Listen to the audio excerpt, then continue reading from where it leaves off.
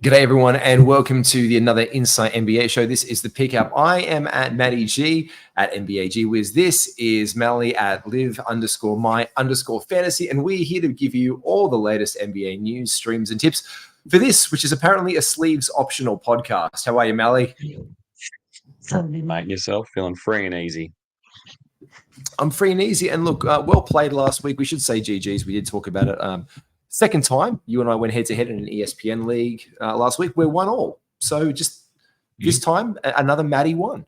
So there's no really updates on that one. We've got a couple of really hot names to get into later on in the podcast today. You've got some interesting sell nows, guys who you want to absolutely get your hands on before it's too late, and also guys who you want to dispense of. We've got that. We've got NBA news all coming up right up after this.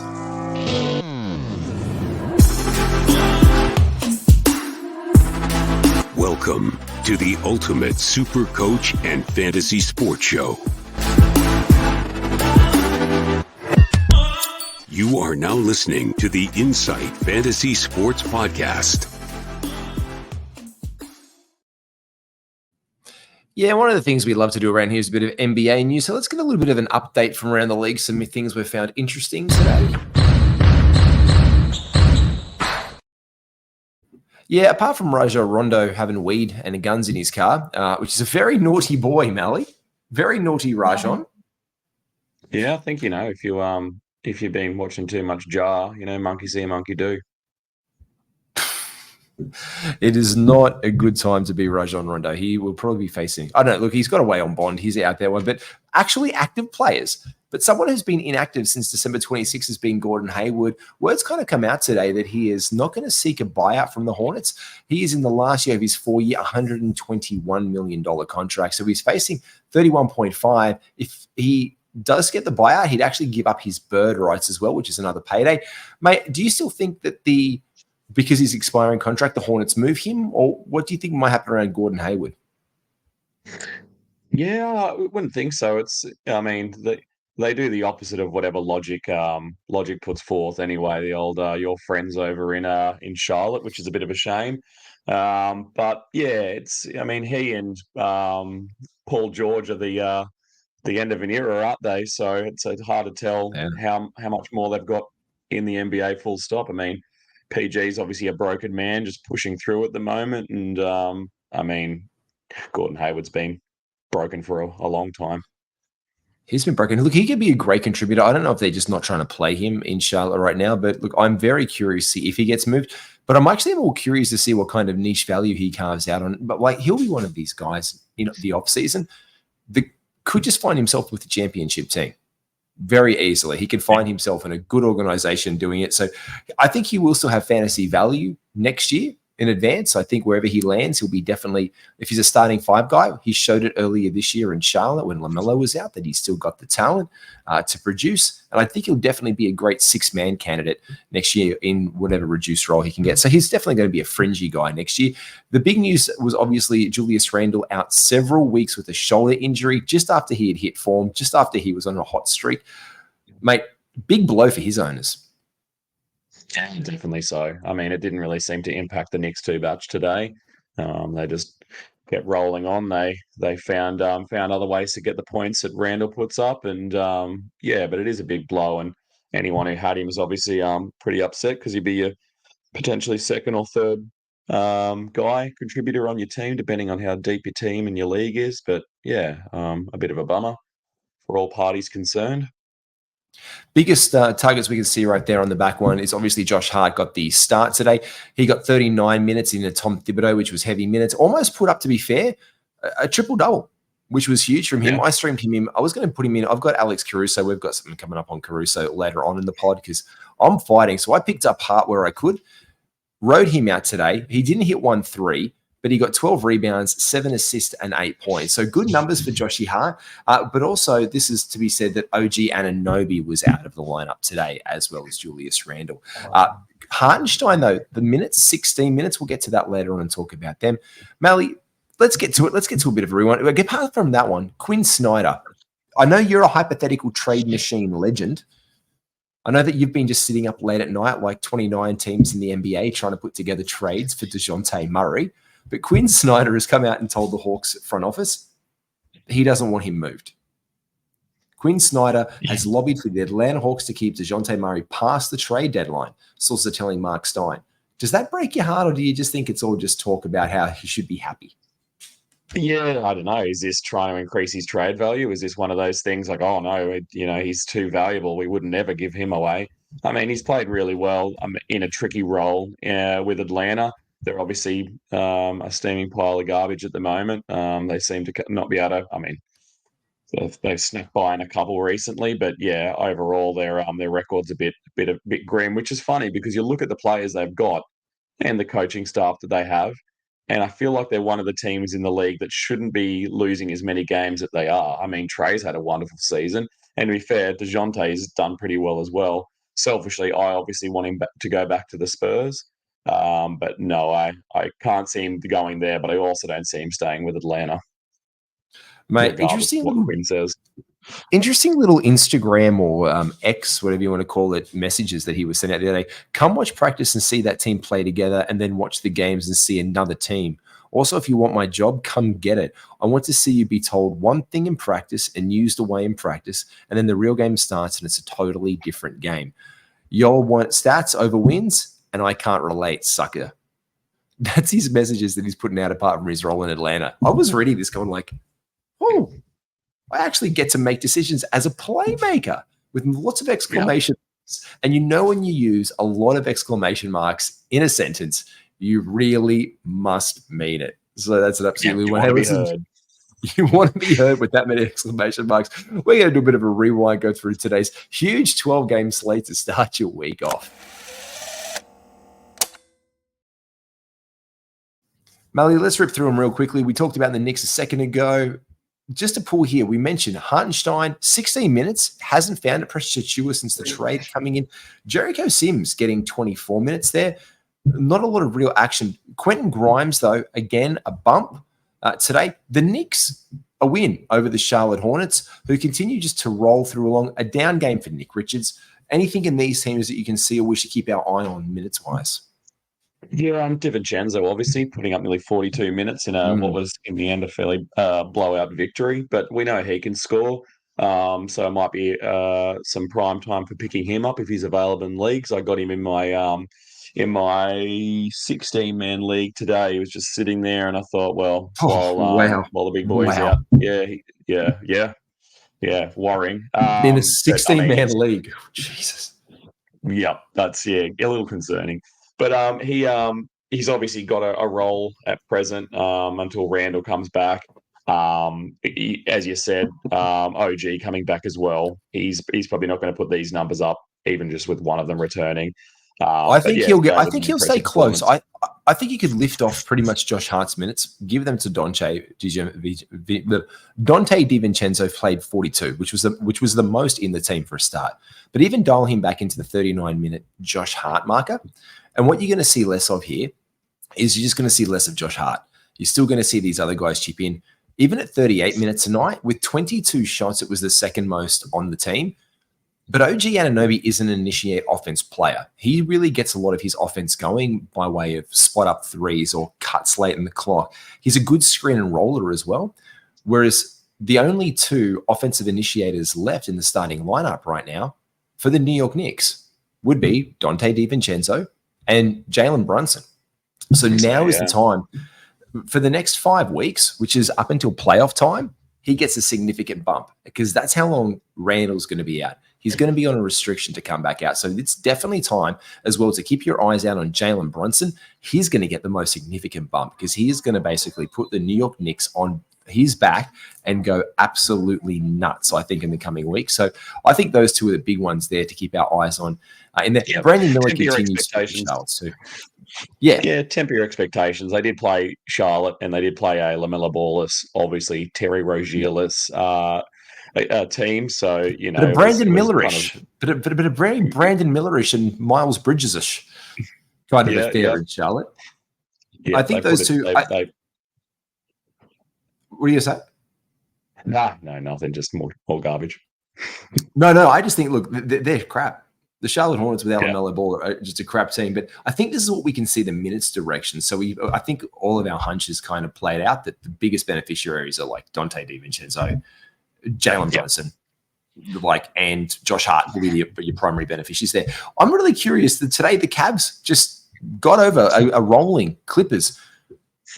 And you mentioned earlier that Paul George is cooked considering how good he's been this season. This is one of those games that leans to that, man. What do you think of the Clippers and Cavs game today, bro? Yeah, good to see Mobley back. Obviously, he's on his minutes limit, but they benefit from having him back. I'm impressed with how well they've done without him. You know, that they've been rolling through and putting up, wins. I think the one thing that I noticed today, which is a funny thing to notice in a game that he's been playing throughout, really is how good Donovan Mitchell is. I think he's one of those guys that's just in the top 10/15, 20 when he's not doing well. And he's just a guy that nobody really talks about this year. Like, I never hear much chat about him from the NBA or from a fantasy front. Yeah. I talk about him a lot. I know he's your boy. Yeah. He's my boy this year. I think he is, man. I think you're so right. Like, he's kind of slipped into this. He's been around a while territory, hasn't he? If you think about it, like, he's been around for a while. Like, he was with the Utah Jazz for years. He's put this nice little run together in Cleveland. Look, I love the Don. Like, when we talk about guys who are first round value on the year, this is the guy who has been first round value. And he's a guy from the second round all year. Right now, he's ranked 8th on the season. That's huge. And whenever you're in the second round, if you can finish your season up with 2 guys who are first round value, you look strong in your leagues. So you look to see where you can get them in the second or the third, you know what I mean? And that's just, it's good because if you think about it, man, the only other guys that are ranking in the first round on the year that might have been out of it are Kyrie Irving, Lauri Markkanen, and your man, Paul George, funnily enough. Are the only first guys who are out. So that's a huge turnaround. Also today, another good game from James Harden. Mate, he's been rolling in the Clips. He just does night in, night out what they need him to do. I mean, talking about guys who there's probably not enough chatter about, Kawhi Leonard is another guy, like just the way he can score. I mean, we talk a lot about KD and his ability to score from everywhere and just so confidently, but you just watch Kawhi, never seems to be worried when he's making and taking his shots. His threes go in pretty nicely. I mean, he got that triple-double the other day, only the second in his career. I wouldn't expect that to happen again for a good little while, especially on a team where he's playing with James Harden and Paul George. But yeah, huge. He's a master. And I've got him in a league. I've got him in a league where triple-doubles count. And I was like, oh my God, I got a triple-double, my first one all season. And then LeBron James, my opponent, got one. And I lost that. I tied that cat, and I just was shaking my head going, fuck me, Kawhi versus LeBron again. Yep. Yeah, same thing. I have him in 20-man, and that they do triple doubles in that, and I still lost 6-5. So it kind of goes to show how poor my team must be when I'm winning a category and still losing 6-5. But anyway, not my year there. Mate, Celtics versus Pelicans today. I think the main thing we take out of this, Jonas Valanciunas continuing to get minutes, and the Celtics looking good, especially with Kristaps Porzingis, their smaller lineup working well with Al Horford, and good minutes there for Sam Hauser, who we'll get to a little bit later on. Also, the thing is, this is probably the best version of Trey Murphy, the third off the bench for the Pelicans. This is probably the best game that he's had in a little while. He has been a droppable man in 12 leagues, even in 14-team leagues, to be honest, with the outs and the injuries. The Jazz today got absolutely rolled, though, by the Nets. And I think the big news here was that one Australian bloke by the name of Ben Simmons didn't just eat a meat pie. He came back and played basketball. Huge for him. Perfect from the field. 8 rebounds, 11 assists in 18 minutes. Yeah, it's a bit of a stinker. Nearly 150 points against the Jazz. They were really on a tear, the old Jazz, and they've stumbled a bit lately, but they're steering the course. They're still playing their players the minutes that they were playing them when they were on their heater. So nothing really to report there for changes from a Jazz front. But obviously Dinwiddie had a stinker today, and you wonder how long he is for the starting role when Ben's hopefully back to form. I'd say Dinwiddie's probably in shallower leagues a waiver pickup guy anyway. So hopefully your hopes and dreams don't ride on him for your fantasy season. But yeah, good to see Ben back out there and doing Ben things. And I think we can look at there. Keontae George had a nice little game today with 21 points off the bench for the Utah Jazz. Look, they were not good. They got blasted out of the water. They were down 15 points at quarter time and back at 14 points at halftime. And then still again, 17 points, and they pretty much just scrapped him coming down the stretch. The big thing here was Chris Dunn sucked. Sorry, not Chris Dunn. Colin Sexton sucked. 1 from 10 from the field today. 1 rebound. The 7 assists were nice, but a -5 for Colin Sexton, who we did say last week was a sell high. So it's nice to see a little bit of that come back around. I actually just traded and picked him up in a league. So now I'm like, Jesus. And that always scares me when I see that reverse performance against these guys. And thank you for Mikal Bridges. Again, one of the trades of the year for me. I just love to see this from Mikal, because you and I both said this could go one of two ways for him. And he has been teetering on the edge for a long time. Like, he was not being efficient. The clutch free throws missing. I lost free throw percentage by 1 free throw in the league last week. And I have him and Donovan Mitchell. And they both had their worst weeks from free throws from this season. So it just goes to show you how flexible that is. But there really when you need good it most. It's always when you need it most. But Keontae George, love getting those minutes from him today. I think that was a good game for him against them, especially in Wicco, because he is a pickup, and we'll get to him in a second. The Suns versus the Heat. The Suns, who we're going to touch on, well, they got another win today versus the hapless Miami Heat. The hapless Miami Heat, I'm going to call them right now, 118-105. Big notes from you there on that one, mate. Oh, just that I'm going to talk in a minute about some selling opportunities for Jimmy Butler, and he did what I needed him to do today to make me not look like a fool when I'm running through my notes. So that was good. But yeah, I think they might be on the biggest losing streak in the league now, because I think they were 7 or 6. Maybe it was 7. They've lost quite a few now. I think they're in trouble. They're just about to slip back to 500 on the season, and they are not looking good right now. But interesting enough with that one, this is coming on the back of the Terry Rozier trade when we expected them to have a little bit more offensive firepower. Homie Jaquez Jr. was back in the lineup with 25 minutes today, but ineffective for him, which is kind of weird. 0 from 6 from the field. Great from the line. They're only the 2 points. The steal, the assist, and the couple of rebounds chipped in from him. But it's interesting because he's had a really big role in this offense. They just couldn't get it going there at all. A great win, including your boy. But cool for your boy Grayson Allen, mind you. 0 from 2 in his 13 minutes from the floor today. They ended up rolling with Eric Gordon, and he was on a heater for 23 points for these guys. So again, it's the whole, is it Gordon? Is it Allen? It's been Allen most of the time. But today it was Eric Gordon's time to shine. The Lakers and the Rockets. Jalen Green apparently is good again. Yeah, I mean, I don't set my watch by that guy. He goes up, he goes down. I think he's definitely not going to be one of these perennial all-star types, I don't think. They're obviously seeing a lot of talent splash around their team with players like Cam Whitmore, Tari Eason. I just think they're going to overshadow him. I'm never really interested in what he's doing from an NBA front or a fantasy front. I see that what's his name? Dylan Brooks gave LeBron a smack in the chops, so that kind of made it to my news feed. They always like it when someone slaps someone, and I know LeBron played it a little bit, but it's just great. He realized that LeBron wasn't going to walked away like he was the evil genius in the end credits of a superhero movie, but yeah.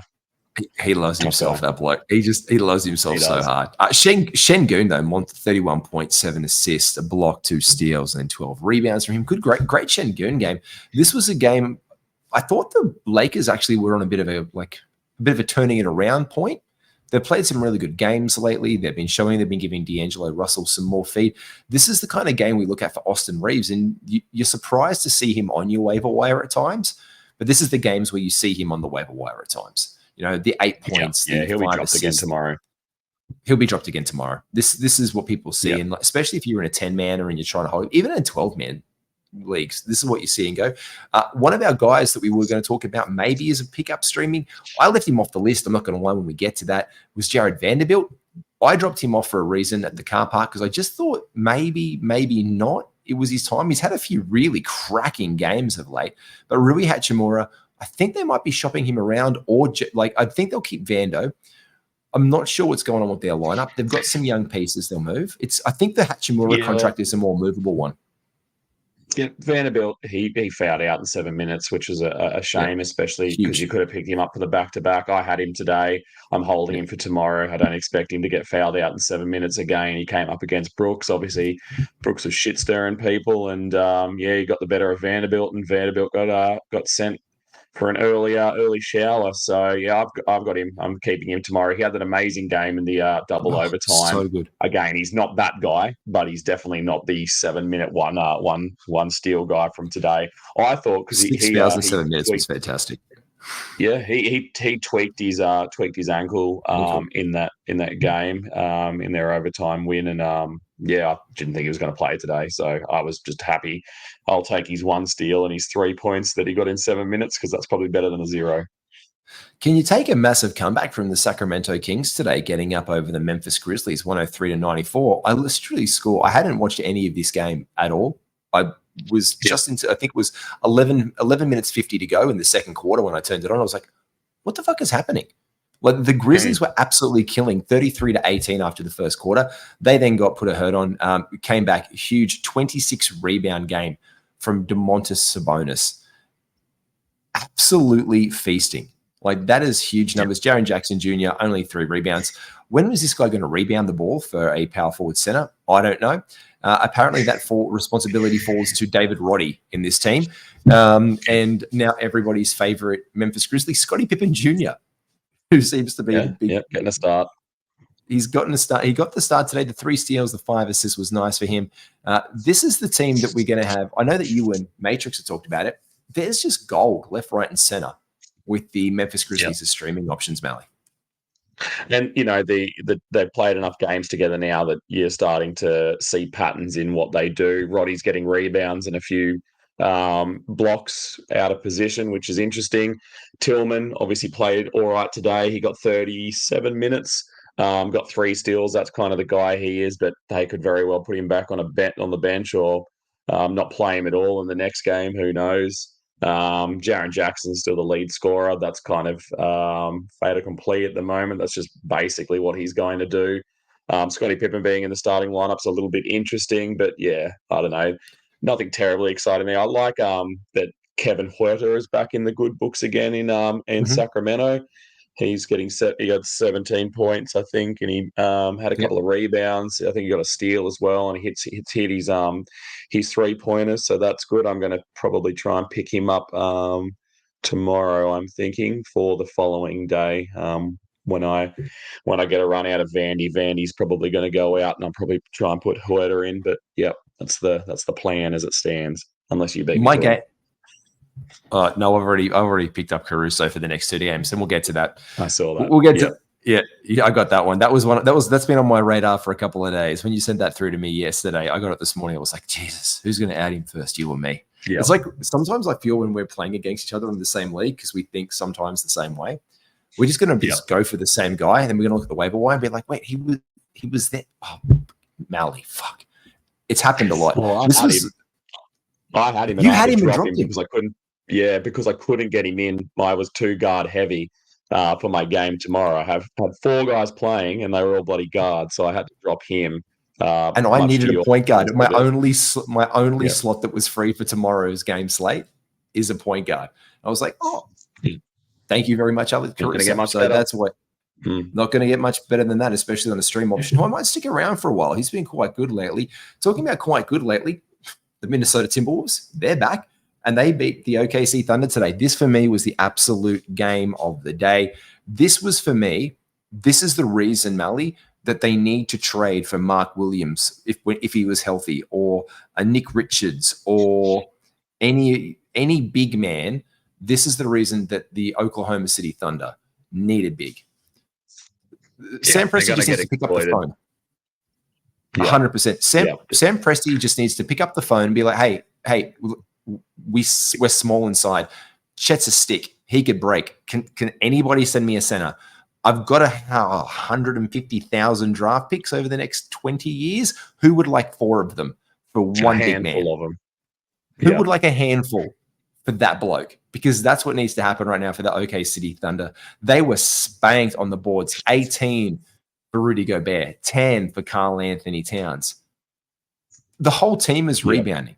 It's massive. They got eaten 38-45 at the end of the game. Now, it doesn't sound big at the end of the day, but when you're starting unit, what you need to get those offensive and defensive rebounds is pulling this. That's massive. Yeah, I tuned in really not to see the amount of boards that those Twin Towers were going to pick up, but I wanted to see Edwards v Shea. Shea obviously had the better night overall, but the win goes to Edwards' team, so I guess he gets a last laugh. There's been a little bit of snippiness between those two lately. Yeah, but they seemed to just be all business on the court today, which was good for watching. Yeah, it was good for watching. Look, when you're starting unit, your center and your power forward get 28 rebounds to your entire teams. I just added it up. 14, 16, 23 rebounds for the entire starting 5 unit of the OKC Thunder, but 28 between 2 blokes on the starting 5 of the Thunder. You know you're in a little bit of trouble. Good game, though. Came down to the wire. Huge comeback, though, in the 4th quarter by the Minnesota to get it done.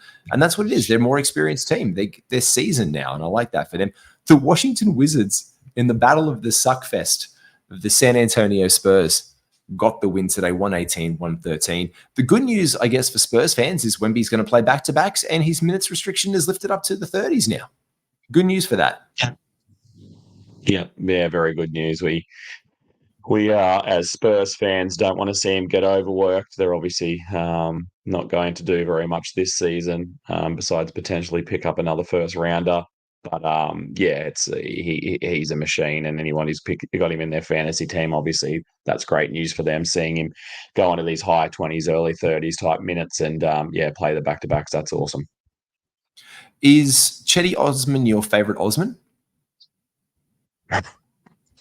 No, he's probably not my favorite Osman. What other Osman am I missing? Haley Joel Osman, or he could be Haley Joel Osman. I'm not sure. I'm just look. There's not a lot of there's not a lot of Osmans around. I don't want to hear other options, and I'm just going to answer no. He's not my favorite Osman. Give me another one. Give me any of the other Osmans. I was expecting you to say that. He was your favorite Osman. So that's just going and stuff. Yeah, right there. No, he's not. No. Hey, a 2-point win. A 2-point win today for the Dallas Mavericks over the Magic. Kyrie Irving still out. Wendell Carter Jr. getting the start, making his way back in. This is why Wendell Carter Jr. was on the benches in some teams. He was hot. He was a sell high for a while there. This was a more come back down to earth game. Mo Wagner getting 25 minutes and having an excellent run off the bench. They almost taught this game back the Orlando Magic in the end of it. But again, some Luka Magic and Tim Hardaway going bonkers today as well. Yeah, Luke is he's a freak of nature. He just looks like a regular schmo, like Joe Schmo out there. Like when he takes the court, you're like, who is this middle brother of a family who's out there just to like have fun? He's filling in for like the adults team. And then he's just this wonder kid. Like he can just do everything. And he just, I don't know. It's good to see players like him and Jokic out there. It gives flabby middle-aged white guys a little bit of hope that that we have some magic deep down. But no, he's an absolute machine, and those numbers back that to the hill. Yeah, they really do. Greeny getting the start today again for them. Not really effective. He's been picked up and streamed a lot. So is Grant Williams. I'm not finding those guys that attractive right now pickups. Funnily enough, though, Derek Lively has been in and out of some conversations in Yahoo leagues, and I know he's been picked up and dropped a few places. Derek Lively is looking like more and more of an option people should be picking up in your league. Have a look around. I know he's available in some. This was a great Derek Lively game today. This was a game you look at on the stat sheet and you're like, oh, I could use that from my big. This is good. 8 from 9. The 4 from 9 from free throw attempts. That's going to come with the territory there. The 11 rebounds is nice. The steal and the block is what you get from him, but the 20 points and a plus 13, really good for him. Luka is just absolutely insane right now. But also the Orlando Magic. There've been no slouching. And in that trade I mentioned to you before, where I've got Colin Sexton, I sent out Franz Wagner. And this makes me want to keep Franz Wagner. He's doing really well. You were bang on. Paolo Banchero is up and down all over the place. Another big 36 points for him today. And a nigh on triple-double, mate. Yeah. Yeah, and then what's going to come tomorrow? 32% shooting. Well, not tomorrow because he doesn't play tomorrow. But, when his next game, it's just, I think these are the games that I would be trying to sell him high because everything averages out and he's just an average. Well, I wouldn't say an average player. He's obviously quite amazing. But he's he and Franz can't seem to both have an amazing night. This is probably as close as I get. Franz getting 21 points. 5 rebounds and 6 assists is nothing to scoff at as well. Interesting that they put Johnny Isaacs in the starting lineup, only playing 7 and a bit minutes. So I didn't see the game, so I didn't see what happened to him. But it doesn't look like he fouled out. They just probably realised that he's injured at all times. It was kind of ramping. He hurt himself. Well, they kind of just said he's ramping up. So that was the plan, apparently, to play him for 8 minutes today. So everyone who thought he was playing and jumped on him and just tried to pick up Jonathan Isaac, being like, yeah, he's going to play. They didn't want him to play. They just apparently wanted to tease us with what the potential of him playing looks like, because the ghost of Jonathan Isaac past does exist when he's not publishing books, and he does play basketball. So that's on out there. The next game was the Nuggets. 7 minutes of basketball. The Denver Nuggets getting up over the Bucks by 6 points today, 113-107. Look, they just want to lose games until Doc Rivers gets there and then win. That's all it is. And that's it. That's all I'm going to say about that. I have no idea what's going on with the Bucks. Are they good? Are they not good? I just never know. Yeah, me neither. I don't think Glenn Rivers is going to be the answer to all their prayers. But the only thing I took away from that is generally Chris Middleton does a pretty decent game when he's had his little rest. Like, he comes back and he plays like a man possessed.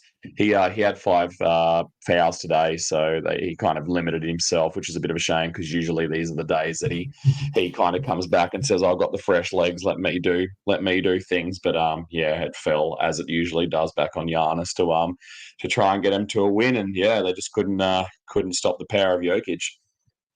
Yeah, I agree. And I think the big thing with these guys as well is that they look good when they're all playing well. They just still haven't come together well. And like you said, it reminds me of the Kyrie Irving thing a couple of years ago, where he couldn't play in certain games because he didn't have the injection. So he could play some, and then he would play and he would just be incredible.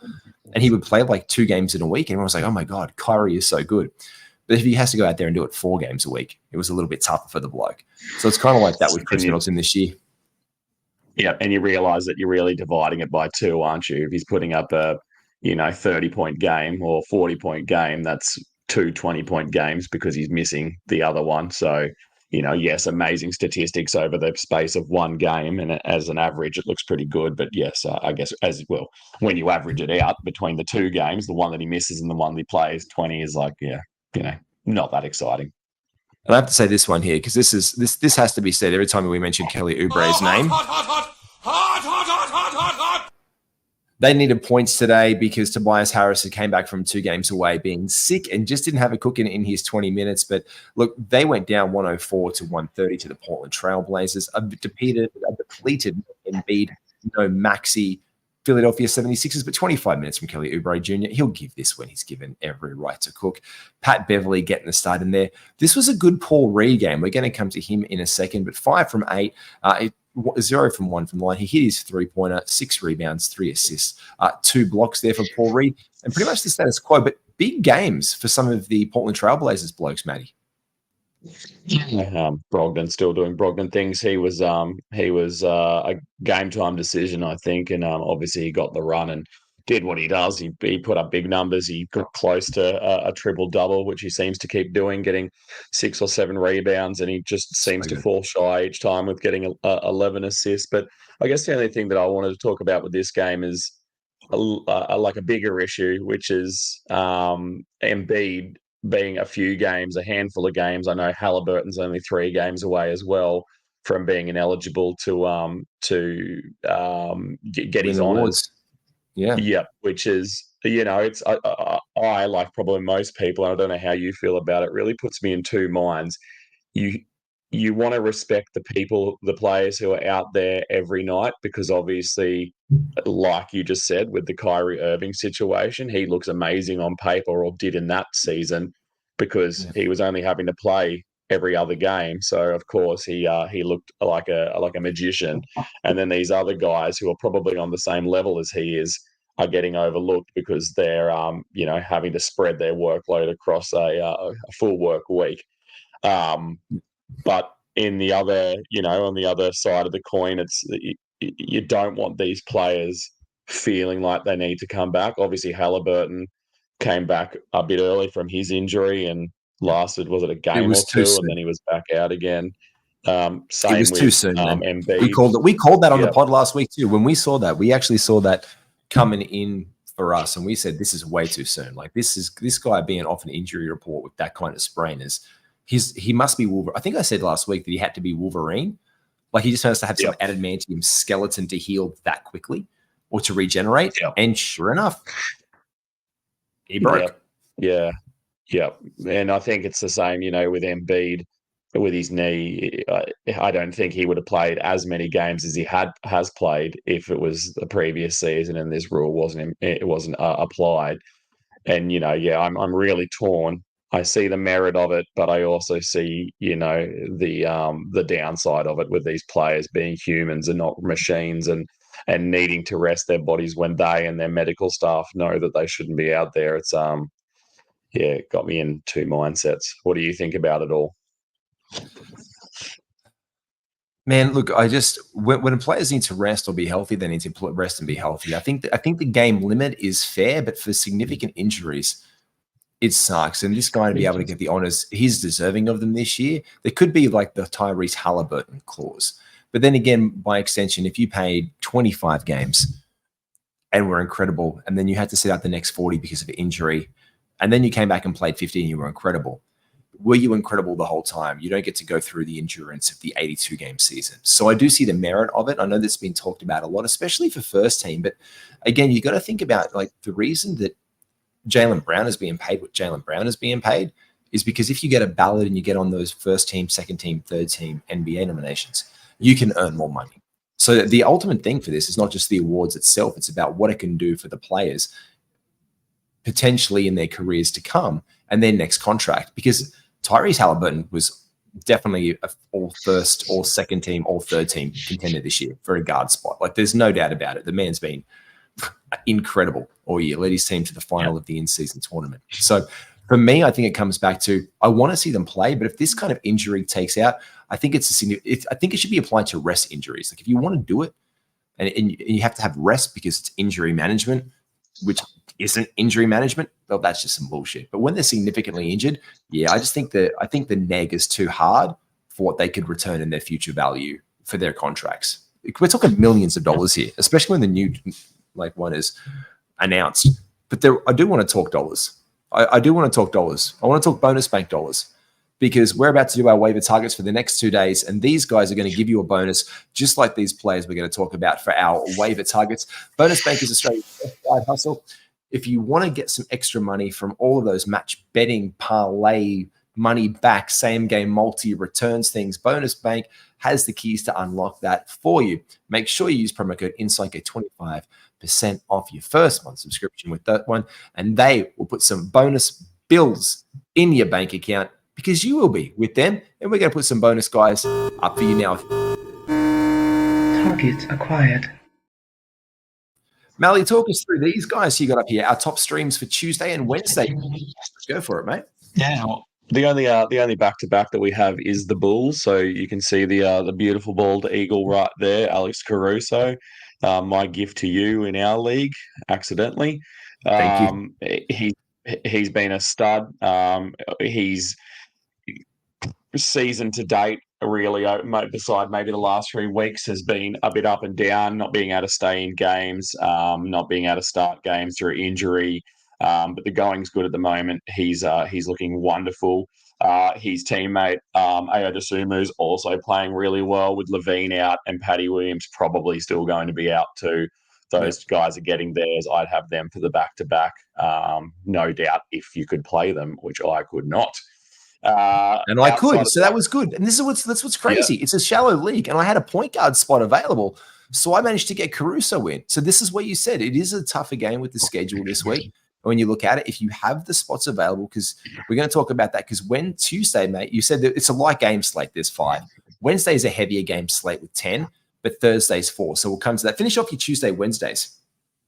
Yeah, well, Tuesday, Wednesday, that was it with the Bulls. But for tomorrow, Paul Reed's probably another guy. I dare say it's very difficult to tell at this stage. We'll know in a few hours if Embiid's going to play. He may play the second part of this back-to-back. He probably sat today out of necessity. But if he doesn't play, Reed's game today was quite good. His game 2 days ago was outstanding. So he's a guy you might want to pick up. Pat Bev as well. Melton's still out. I don't know what's happening with Maxey. Pat Bev's playing his heart out. He's really going all in, so he's another guy. Wiggins is maybe a pickup. He's been playing okay. The shooting numbers are always going to be a bit grim. His percentages are pretty yuck. But even with the return of with Dre, he's still playing pretty well. Another guy you talked about before, Hartenstein, was on a minutes limit today, and in his last game after his absence, they obviously need him in there. They need a big man more now than ever. With Randall being out, again, could be a risky pickup because we don't know whether he'll at this stage sit the back-to-back. He played today, but he played limited minutes, so maybe he gets a limit tomorrow. Even in the sub 20 minutes that he played today, he got 3 steals, which is what he does. He's a massive steals and blocks guy, which is funny because the man he replaced was also a massive steals and blocks guy. I guess when you're doing nothing on the offensive end, you really have time to work on your defense. So yeah, I mean, And I that's love one about the system. I love the mouth on the bloke too. Like he's like, yeah, I just needed my opportunity, and now that I've got it, I'm going to seize it. I'm going to work my butt off, and I've got it. I love that hustle in Hartenstein. It's good to see him. When he went down injured, I was hoping that he came back sooner. The minutes limit could extend because they definitely do not want him to go down for an extended period. With Randall being out and OG Anunoby, they'll probably just ease that, especially Thibodeau, because he knows that he's going to run the guys into the ground. And like you said, Hartenstein is an excellent pickup. But again, like you said, Malley, with the Tuesday, the Wednesday is 10 games. So you might find that hard like you couldn't get Caruso for the 2 games. So you had to change it and drop it and pick someone else up. That's how I managed to pick him up because I had a free PG slot. And he's dual eligible for point guard and shooting guard. So if you're lucky like me and can get one of those guys that Malley was talking about, awesome. If you can't, you want to tactically look at your Tuesday and your Thursday, which means you can add those guys then because on the back of the Tuesday and the Wednesday is the Bulls. But the guys who play on Tuesday and then again on Thursday, you can add Celtics, Pacers, and Jazz. Now, I've got the asterisk there on the Celtics. You cannot use tomorrow in this, however, for your Tuesday and Thursday, Al Horford. You cannot use him. He played tonight. He does not play back-to-back, so he should be out of there. For the Pacers, we're looking for an update on Benedict Mathurin. He could be back for Tuesday's game. If he is, we can dream him in. So if we're looking for Pacers, Celtics there, we're looking for Sam Hauser, if anyone. For the Pacers, we're definitely looking at Naismith, Nemhard, Obi Toppin, and TJ McConnell. Jalen Smith, the usual suspects. And for the Jazz, we're looking for Kelly Olynyk, I would say Fontecchio. But again, we're looking for Keontae George, especially after his great game today. Shows you what he can unleash and bring to your team. He can bring you some assists. He can bring you some decent percentages when shooting well, but also a nice strip of points. And those were our waiver targets. And Malley, one who I haven't dropped for you yet. This is and I kind of flirted with the idea of him earlier. This is our ice cold.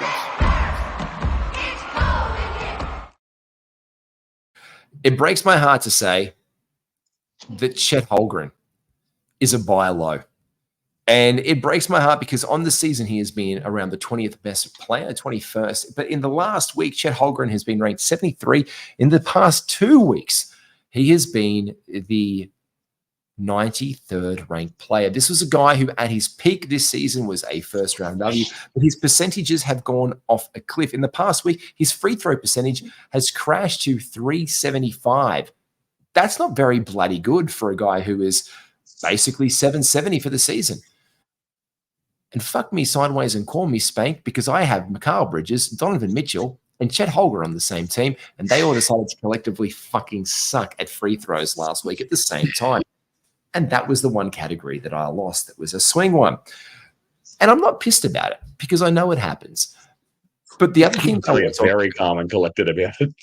Am I being very calm and collected? I think I'm being calm and collected about it. Look, the blocks are still there. You are on the steals, podcast, on the video. You're telling two stories. If everyone's listening to this, they want to go and they're just listening to this on audio. You want to go back and watch the video back from 40, from the 44-minute mark, and be like, "What is he doing on the video?" Look, it's just come off. It's just come off a bloody cliff. And this is the thing. The guy was attempting less as well. So he went down to 1.6 attempts in the last week for his free throw attempts. So I like Chet shooting well. And that's what made him a really sexy target. His 3-point shooting is down. His free throw shooting is down. His field goal percentage, it's in the last 2 weeks, it's been 483. I can get 500 from point guards. On the season, on the last 3 months, his average has been 600. So this is now the time to buy low on Chet Holmgren because I don't think he's going to be much worse than this. Let's call it the quote-unquote rookie wall. The thing they all run into. Victor Wembanyama's not suffering it, maybe because he didn't have to play as much. Maybe there's more pressure on him being in a better performing team. I don't know what the secret sauce is that's going on with Chet Holmgren right now. I just know that he's not being as great as he was. Now, I'm not going to expect him to come back and flirt with first round, second round value. Maybe he comes back to the 25s, the 30s, the 35s. Still incredible. And probably whereabouts you took him on draft day if he didn't fall down. But this is why, for me, he presents a buy low option. So for me, that's my buy low right now. And conversely, my sell high hot guy right now, my hot guy is this bloke right here. Pull over by this hot guy and let me out. I need to present the case for many things in my life. And when we exchange these lists, we don't tell each other what we're generally doing. Well, you have to tell me because I've got to do the graphics, but I don't like to tell you. And occasionally, I like to just throw one at you. There has been almost no hotter player than the sexy case of Devin Booker. Devin Booker has been absolutely cooking. Devin Booker has been on freaking fire. In fact, Devin Booker has been the second best player in fantasy basketball in the past week. In the last 2 weeks, he's been the 5th best player, and he's the 13th best player on the year. That's huge. But he's not going to get any better than what he is right now, Malley. I don't imagine a world where Devin Booker is putting up like 100 points a game. Could Wilt Chamberlain's record break with this bloke? Probably. He can score the freaking lights out. He has been averaging 43 points a game in the last week. Huge. And there's been some big scores put up for the NBA. For the past month, he's been at 30. So that's more consistent. Another 13 and a half points is absolutely bloody wild.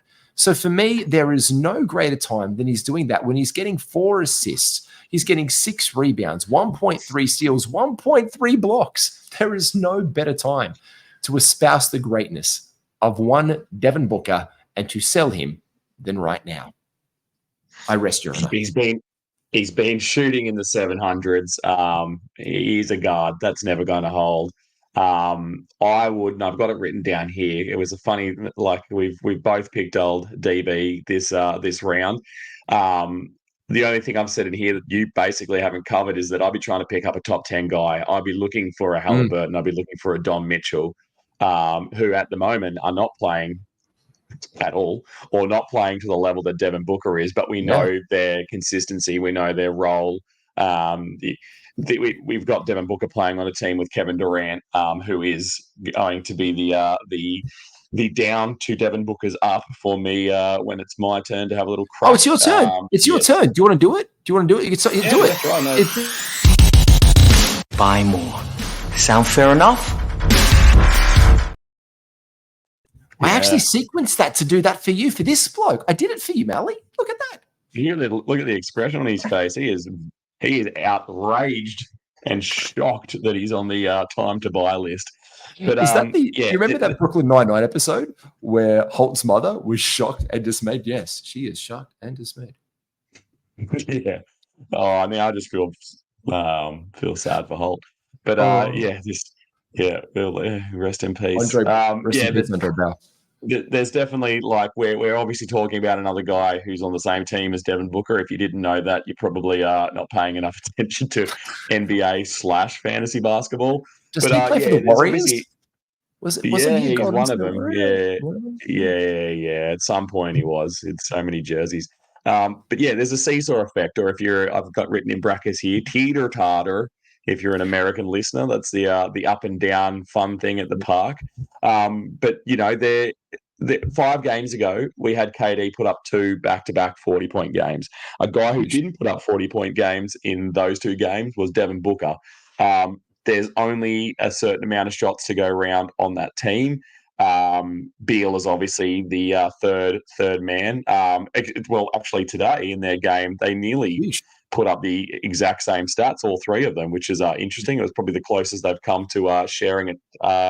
The cake The in big 3 three, equal yeah, the big slices. Yeah. Today was like the vision of like the big 3 that we've like dreamed about, kind of actually showing itself. To be fair, this was, I think, the first time where I really saw it. It was like, you know what, this is what it is for them, and a great Drew Eubanks game off the bench too. Yeah. This is yeah. And not that it'll be relevant to us because our fantasy will be long done by the time the NBA playoffs roll around. But this is probably the basketball they're going to have to play then, where they're that it isn't a one man show, and they're obviously all stars in their own right. And Bill's kind of finding his place on the team now that he's actually able to play. But yeah, back to KD. I'd be cashing in on those people who think this is the Booker show now. Obviously, Booker's upswing is really helping you to try and pick up Kevin Durant. If you think Kevin Durant's going to play second fiddle every night to a Devin Booker who's putting up 40 points on average, I think, these are the people that we need to look at to pick up KD. The assist points and steals are a little down. The blocks actually have gone up, I guess, again, when you're talking about seesaws, when you're not putting up points, you're stopping the other team from putting up theirs. Yeah, but yes, KD, go and pick him up now. I have an interesting hypothetical for you right now. Mm. I have an interesting hypothetical right here. If we're selling high on Devin Booker and you're buying low on Kevin Durant, would you trade Devin Booker for Kevin Durant and change for a good role player to fill out your bench? If you had Booker, is that a trade that you'd be willing to make? I would. I thought you were going to stop at just Kevin for Booker, and I was going to say no, I'd be holding fast to Booker. But yeah, if you could get Kevin Durant and then some, if you get Kevin Durant and Beal, you're getting pretty close there. I think you probably get a little bit more than a Beal. But if you get the Beal that you played today. Could you get like a Kevin Durant and a nice guy like a Dante DiVincenzo from earlier who's got that uptick for the next month right now? So it's probably harder to sell. It's probably harder for someone to sell him right now because of the upshot that he's going to take. But one of those kind of fringy guys that's really good, like a really good contributor across the board, you could get a Kevin Durant type. And that, you think, for a Booker right now in your hypothetical Booker trade world? Maybe the second piece has to be a little riskier. Maybe you have to take a little bit of a risk on them to get them from the other person's hands. But I think really the resting issue comes back down to one of your favorite points, is that points are sexy. Putting up points is sexy, and that's what Booker's doing at the moment. So people love that. People love him. He's a household name. Obviously, you can pick his jersey up pretty cheap. So so enough people know about him. And I'd definitely be trying to make a move on Kevin Durant in buying, and I'd be trying to see what I can get Halliburton or Mitchell for Booker. I like that. I think that's a good trade that you could definitely do. And that brings me to your next guy as well, talking about your buy nows. Your next buy now is Tyler Hero. Talk us through Tyler. Well, this is going to segue. Talk about the night of segues, because that's going to segue right into my final bloke. I know, Tyler, it is, and I planned all of it. I planned the graphics the mastermind, the puppet master. Look, in his last 7 games, Tyler's only scored 20 points once. So the other 6 games have been on the south side of 20 points. Only 3 of those 7 games, 4 now, including today's game, have been with Terry Rozier. There'll be people who have Tyler Hero who are panicking about Terry Rozier eating into what makes Tyler Hero a worthy fantasy player, that's definitely going to have to be the angle that you work to wedge Tyler out of someone's hands. His percentages have been pretty impressive. He's been going for 50% from 2 and 3 on multiple occasions over those 7 games, even though he's been capped to less than 20 points. And you might be thinking, well, what's the catch here? How can someone who's putting up good percentages, not be putting up more than 20 points per game? It's because they've been getting blown out. I don't expect in a team that has a culture that they're going to just roll over now and go, well, that's enough. We're out. So don't expect to see anything more from Butler, from Bam, from Hero from this point out. We're going to play our young guys solely. I don't think Spolster's about that. So I think, and another point too, is that Tyler Hero on each of these games has either been the guy to take the most shots, or in a couple out of the 7, maybe 2 or 3, he's been the second highest shot taker. So it's not like these shots are going to Rozier. Rozier's not really eating into him at all. So you keep that in the back of your mind. That's information you're not obviously going to share. But what you're going to share to get Tyler Hero into your team list is the fact that the person who's got him should be worried about Terry Rozier and what he's going to do and has been doing to Tyler Hero. 100%. And that's the scary thing. People taking away the last piece of pizza from the box scares you. It's like that whole thing. Everyone's eating, but there's one piece of pizza left. Who takes it? And if you can convince them that it's Terry Rozier or Jimmy Butler that's going to be taking that last piece, it's not going to be Hero. And that's a diminished return. That's where you get to capitalize. And that, funnily enough, brings me to your next guy, because you think right now that it could be time to sell. Sell, sell, sell. Sell, sell, sell. One of the guys that falls into that conversation, which is Jimmy Butler. You think it's sell now on Big Head Coffee Boy? Yeah, look, I somehow fall into the trap of picking up Jimmy Butler or acquiring Jimmy Butler every season. Even the seasons I don't pick him up in the draft, I seem to still end up with him on my team. I just turn around and he's there waiting for me, and I think, how did this happen again? I'm like the ex-boyfriend who just keeps going back even though they know that it's going to be a mess. Can I tell you why? Because Jimmy Butler, I think we all know as fantasy fans now, and I see it when I'm drafting as well, you always want to take the best available guy in the draft. You know what I mean? You want to take the best available guy when they fall to you. And that should be a principle that drives you come draft time. Like, I'm going to take the best available guy. I'm going to see who's there. I'm going to see who fits my team. And I'm going to make that work.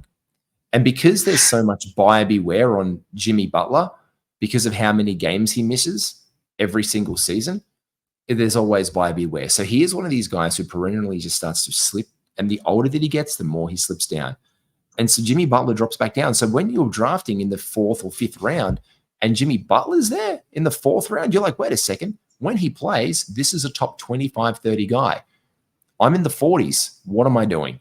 I'm dumb if I don't take him. But you take the risk on board.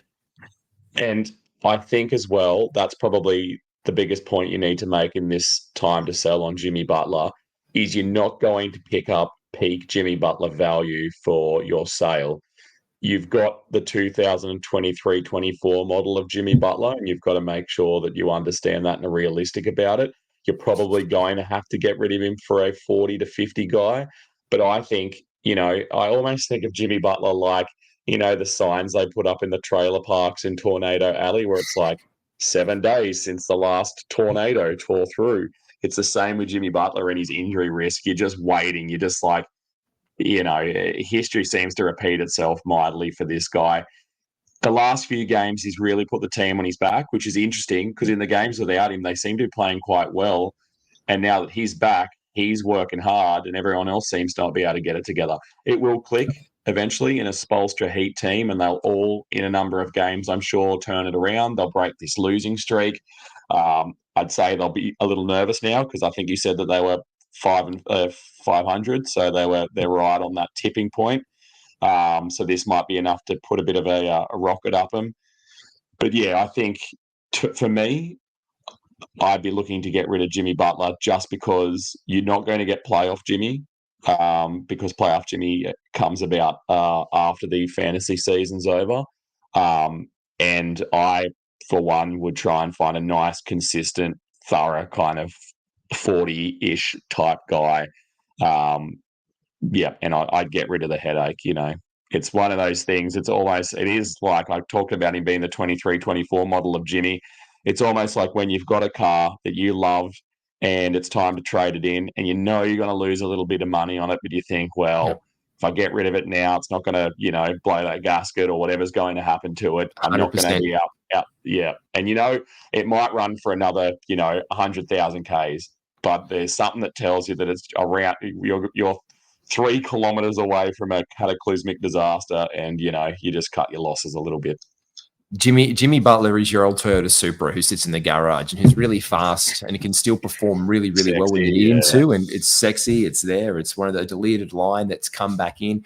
And he can go 0 to 100 really fast and has the nice little spoiler, which is the headband, obviously. You see Channel 10's about to show you Fast and the Furious 1 and 2 back to back, and you're like, oh, I could get it back out of the shed again. It's time. And then he'll come out there and they'll do it. But then sooner or later, something's got to crack or something's got to give. And that's exactly why it's time to sell now on Jimmy Butler, because that time is forever creeping up. And it is time that you like and subscribe to all things at Insight F Sports. Make sure you like and follow. Leave us a 5-star review. We'll join you again very soon next week for the pickup.